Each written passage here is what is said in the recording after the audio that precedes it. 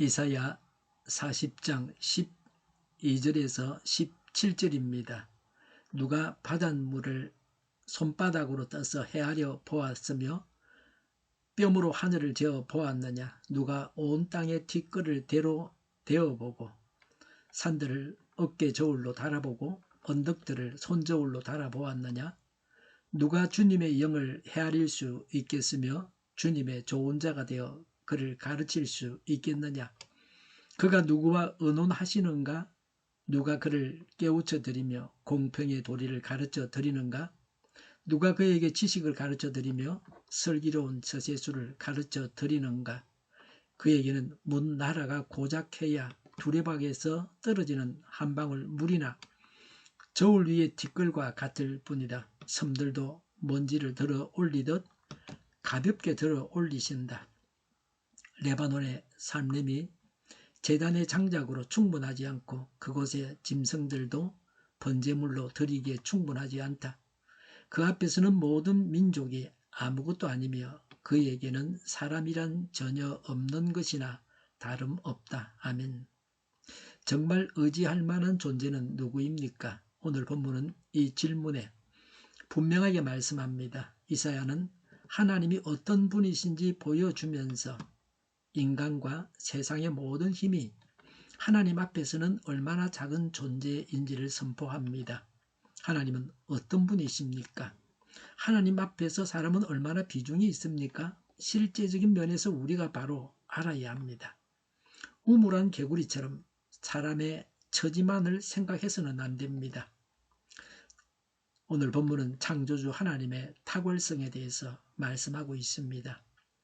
베드로후서 3장 16절에서 베드로는 우리의 주님이시며 구주이신 예수 그리스도에 대한 지식과 그의 은혜 안에서 자라십시오라고 한 근면에 귀를 기울여야 합니다. 하나님을 제대로 알면 쉽게 범죄하고 타락하지 않습니다. 하나님을 온전히 의지합니다. 그래서 믿음의 기적들이 나타납니다. 내가 골머리를 앓고 있는 문제도 하나님께는 아무것도 아닙니다. 12절에 누가 바닷물을 손바닥으로 떠서 헤아려 보았으며 뼘으로 하늘을 재어 보았느냐. 누가 온 땅의 티끌을 대로 대어보고 산들을 어깨 저울로 달아보고 언덕들을 손저울로 달아보았느냐라고 했습니다. 사람은 바다의 깊이와 넓이를 다 청량할 수 없습니다. 그러나 하나님께는 바닷물조차 손바닥 안에 있습니다. 끝이 보이지 않는 하늘도 하나님께는 작은 겁니다. 인간에게는 거대한 산도 하나님께는 저울에 올려놓을 수 있는 작은 물건입니다. 하나님께서 창조하신 것들을 인간은 헤아려 알기도 어렵습니다.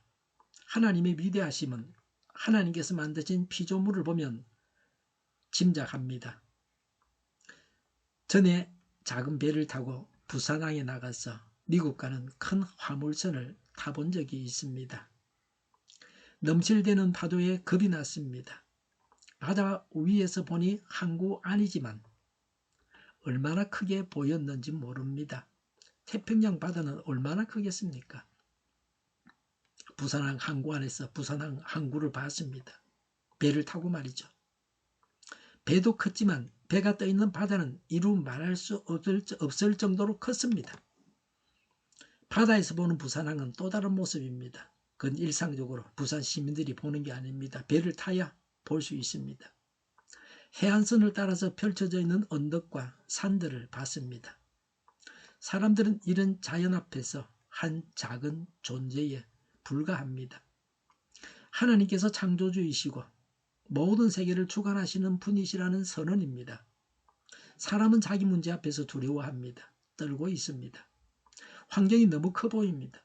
현실의 무게를 감당할 수 없습니다. 그러나 하나님께는 그 모든 것이 결코 무겁지도 크지도 않습니다. 하나님은 우주보다 크십니다. 세상의 혼란보다 크십니다. 인생의 무거운 짐보다 더 크신 하나님이십니다. 그러므로 하나님을 바라보는 사람은 상황보다 크신 하나님을 의지하게 됩니다. 13절에 누가 주님의 영을 헤아릴 수 있겠으며 주님의 좋은 자가 되어 그를 가르칠 수 있겠느냐라고 했습니다. 하나님을 아는 자가 없습니다. 하나님은 사람이 다 알 수 없는 크신 분이십니다. 감히 하나님께 조언할 수 있는 자가 없습니다. 14절에 그가 누구와 의논하시는가? 누가 그를 깨우쳐 드리며 공평의 도리를 가르쳐 드리는가? 누가 그에게 지식을 가르쳐 드리며 슬기로운 처세술을 가르쳐 드리는가? 라고 했습니다. 하나님과 의논 상대가 될 만한 사람은 없습니다. 하나님을 깨우쳐 드릴 사람이 없습니다. 하나님께 지식을 가르쳐 드릴 사람이 없습니다. 하나님께서 말씀하시면 그냥 아멘 하고 그대로 순종하면 됩니다. 이해가 되지 않는 것이 있으면 여쭤봐야 합니다. 하나님께 반론을 펴거나 새로운 대안을 내놓거나 조언할 인간은 없습니다. 하나님은 너무나 위대하신 분이십니다. 사람은 끊임없이 배워야 됩니다. 아무리 지혜로운 사람도 모르는 것이 있습니다. 많이 할수록 모르는 것은 더 많아지는 법입니다. 학계에서 이름이 있고 저명한 학자요 박사인데 유학도 갔다 오신 분인데 우리나라에서의 최고 거리자인데 그분이 그럽니다. 콩알만큼 아는 사람은 콩알 껍질 이상은 모른다는 걸 안다. 호박덩이만큼 아는 사람은 호박 껍질 이상은 모른다는 것을 안다. 그러니까 지식의 양과 무식의 양이 같이 늘어나는 겁니다. 배우면 배울수록 모르는 게 더 많아지는 겁니다. 판단을 잘못하기도 하고 미래를 알지 못하기도 합니다. 그게 사람입니다. 그러나 하나님은 다르십니다. 하나님은 누구에게 조언을 받지 않으십니다. 하나님은 누군가의 도움으로 지혜로워지시는 분이 아니십니다. 하나님은 100%입니다. 사람은 99% 비온다. 100% 비온다 말은 간혹 있죠. 하나님의 판단은 완전합니다. 하나님의 계획은 실수가 없습니다. 하나님의 일은 언제나 옳습니다. 내일을 이야기하실 때도 하나님은 과거에 일어난 일처럼 말씀하십니다. 왜냐하면 반드시 그렇게 이루실 것이기 때문에 그렇습니다. 이스라엘 백성은 당시 강대국들의 위협 속에서 두려워하고 있었습니다. 특히 아시리아와 바벨론 같은 나라들의 힘은 매우 커 보였습니다. 그러나 하나님은 그런 세상의 역사까지도 다 알고 계십니다. 우리라고 그런 게 없겠습니까? 하나님이 다 알고 계시고 해결하실 수 있습니다. 사람은 앞날을 알지 못해 불안해하지만 하나님은 처음과 끝을 함께 보십니다. 그래서 믿음은 내 계산을 붙드는 것이 아닙니다. 하나님의 지혜를 신뢰하는 것입니다. 때로는 이해되지 않는 일이 있습니다. 기도해도 바로 응답되지 않는 것처럼 느껴질 때도 있습니다. 그러나 하나님은 실수하지 않으십니다. 하나님의 침묵에도 뜻이 있고 하나님의 기다리심에도 계획이 있습니다. 그러므로 성도는 자기 생각보다 하나님의 지혜를 더 신뢰해야 합니다. 이런 크신 하나님께 나의 문제를 내어놓으셔야 합니다. 하나님은 이미 나의 모든 것을 다 아십니다. 하나님 아시지요? 하면 됩니다. 보고하지 않아도 다 아십니다. 나의 문제는 내가 볼 때는 크지만 하나님께는 아무것도 아닙니다. 손바닥을 뒤집는 것보다 더 쉬운 일입니다. 하나님께서 이렇게 위대하시다는 것이 우리에게는 언제나 위로가 되고 힘이 됩니다. 하나님은 우리가 의지할 만한 분이십니다. 하나님은 피조물과는 비교도 할 수 없는 위대하신 분이십니다. 15절에 그에게는 문나라가 고작해야 두레박에서 떨어지는 한 방울 물이나 저울 위에 티끌과 같을 뿐이다. 섬들도 먼지를 들어 올리듯 가볍게 들어 올리신다. 하나님께는 문나라가 어떤 존재인가 하는 것입니다. 문나라라고 할지라도 하나님 앞에서는 별것 아닙니다. 하찮은 존재입니다. 문나라는 두레박에서 떨어지는 한 방울 물입니다. 저울 위에 티끌입니다. 섬들은 먼지와 같이 가볍게 들어 올리십니다. 제가 사는 영도가 섬입니다. 영도 섬도 하나님은 먼지와 같이 간단하게 들어 올리십니다. 세상 나라들은 자신들의 힘을 자랑합니다. 군사력과 경제력과 권력을 자랑합니다. 그러나 하나님 앞에서는 한 방울 물과 같습니다. 그렇게 말씀하고 있습니다. 또 저울의 작은 티끌과 같다고 하십니다. 당시 사람들은 강대국을 두려워했습니다. 그러나 하나님은 세상 나라들이 결코 절대적인 존재가 아니라고 선언하십니다. 다 하나님의 손 안에 있습니다. 16절에 레바논의 살림이 제단의 장작으로 충분하지 않고 그곳의 짐승들도 번제물로 드리기에 충분하지 않다고 하십니다. 하나님께 제사를 드리는데 레바논의 살림이 장작으로 부족하고 레바논의 짐승들도 그 산속에 레바논 숲속에 있는 짐승들도 번제물로 부족하다는 겁니다. 하나님께 사람이 바쳐야 할 제물은 이루 말할 수 없습니다. 사람이 아무리 경배해도 부족합니다. 하나님은 사람의 경배를 받기에 합당하신 분이십니다. 아무리 하나님을 경배해도 과하지 않습니다. 부족합니다. 이런 자세를 가지고 하나님을 경배하고 신앙생활을 해야 합니다. 17절에 그 앞에서는 모든 민족이 아무것도 아니며 그에게는 사람이란 전혀 없는 것이나 다름이 없다고 했습니다. 이 말씀은 하나님만이 참된 왕이시라는 뜻입니다.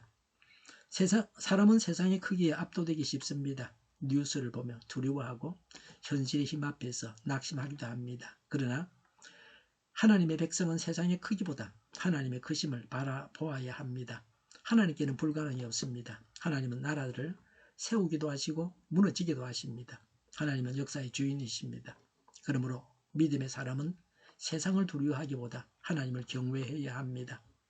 하나님 자신과 비교하면 사람들을 다 모아도 없는 것과 같습니다. 하나님께서 사람을 하찮게 보신다는 것이 아닙니다.